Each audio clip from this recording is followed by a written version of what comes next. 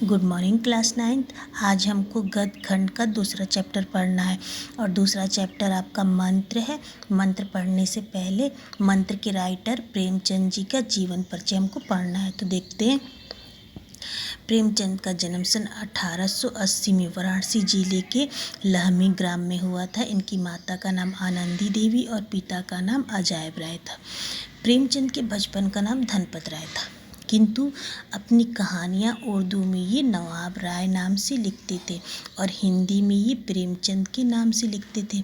बचपन में ही पिता की मृत्यु हो जाने के कारण जिनका जीवन बहुत ही अभाव में बीता, लेकिन जिस साहस परिश्रम से इन्होंने अध्ययन जारी रखा, छात्रों के लिए ये बहुत ही प्रेरणा की बात है।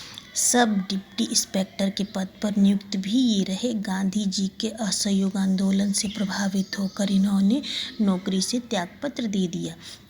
मर्यादा, माधुरी, हंस, जागरण आदि पत्रों का संपादन प्रकाशन भी किया और सन 1936 में कठोर जीवन संघर्ष के बाद इनका निधन हो गया। अब इनका हम साहित्यिक परिचय देखते हैं। प्रेमचंद आरंभ से ही बहुमुखी प्रतिभा से संपन्न साहित्य देते रहे हैं।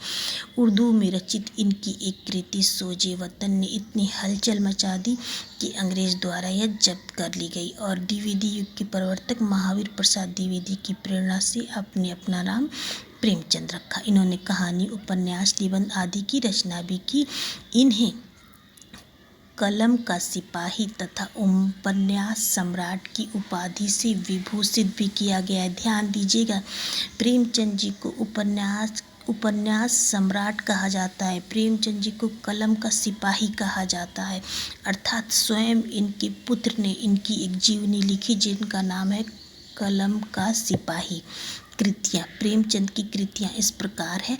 आपने उपन्यास में गोदान, कर्मभूमि, रंगभूमि, गबन, प्रेमाश्रय, निर्मला वरदान लिखा। तो कहानी में आपने सप्त सरोज, नवनिधि, प्रेम पच्चीसी, प्रेम परसुन, प्रेरणा, कफन, अग्निशवादी, प्रेम गंगा, मंत्र आदि लिखा।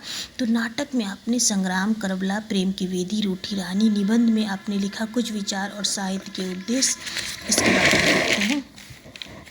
इसके बाद यहाँ देखते हैं जीवन चरित्र में आपने लिखा दुर्गादास, कलम, रामचर्चा, तलवार और त्याग, महात्मा शेख सादी। प्रेमचंद की भाषा को देखते हैं तो प्रेमचंद की भाषा सहज है, प्रभावपूर्ण है, मुहावरेदार है, प्रभावशाली है।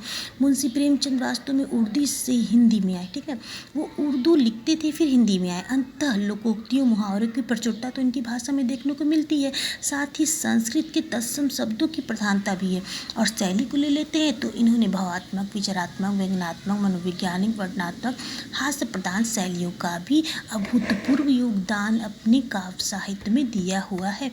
इनके शैली में, इनके साहित्य में भावात्मक भी है, विचार प्रधान भी लेख है, व्यंग्यात्मक भी है, मनोवैज्ञानिक उत्कृष्ट शैली की भी प्रधानता है और वर्णनात्मक और हास्य प्रधान शैली की भी प्रधानता है। साहित्य में स्थान ले लेते हैं तो प्रेमचंद का हिंदी साहित्य जगत में अद्वितीय, उत्कृष्ट, अभूतपूर्व योगदान है, क्योंकि इन्होंने दलित, निर्धन, शोषित जनता के साथ लेकर ये चले। इन्होंने गोदान उपन्यास में कृषक जीवन की त्रासदी को बहुत ही उत्कर्ष रूप हमारे सामने रखा था। अतः प्रेमचंद जी का योगदान हिंदी साहित्य में अतुलनीय है।